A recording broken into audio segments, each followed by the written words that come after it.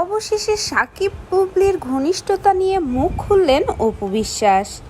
অনেকটা আক্ষেপ নিয়েই বললেন, কি আর বলবো, মানুষ মানুষকে না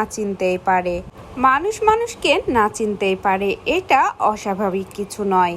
যেমন ধরুন, আপনি আমাকে ভালোবাসতে পারেন কিন্তু সিফাতকে ভালো নাও বাসতে পারেন, কিন্তু এমনও হতে পারে যে আপনি সিফাতকে ভালোবাসেন আবার আমাকে ভালো নাও বাসতে পারেন। এটাই সত্যি।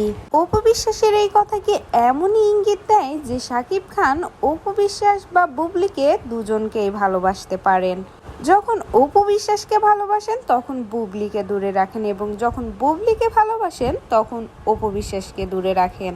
এটাই সত্যি। অপু বিশ্বাস আরও উল্লেখ করে বলেন, আমি 15 জুন একটা পোস্ট করেছি, আপনারা হয়তো বা সেই পোস্টটি দেখেননি, দয়া করে আমার সে পোস্টটা দেখে আসবেন, আর তাহলেই আপনাদের প্রশ্নের সঠিক উত্তরটা পেয়ে যাবেন। মূলত 15 জুন অপু বিশ্বাস একটা ফেসবুক পোস্ট করেছিলেন, সেখানে আবরাম খান জয় এবং সাকিব খানের খুব ভালো একটা মুহূর্তের ভিডিও ছিল। আর সেই পোস্টে অপু বিশ্বাস লিখেছিলেন, বাবা শব্দটা উচ্চারিত হয় অনেক ভালোবাসা এবং পবিত্রতা দিয়ে। বাবা ছেলের সম্পর্কে কারোর নজর না লাগুক। ফ্যামিলি আবরার খান জয়, সাকিব খান এবং অপু বিশ্বাস।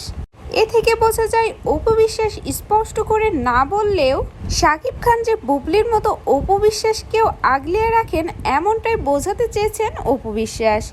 এই দিন সাদা শাড়িতে ধরা দিয়েছিলেন অপু বিশ্বাস।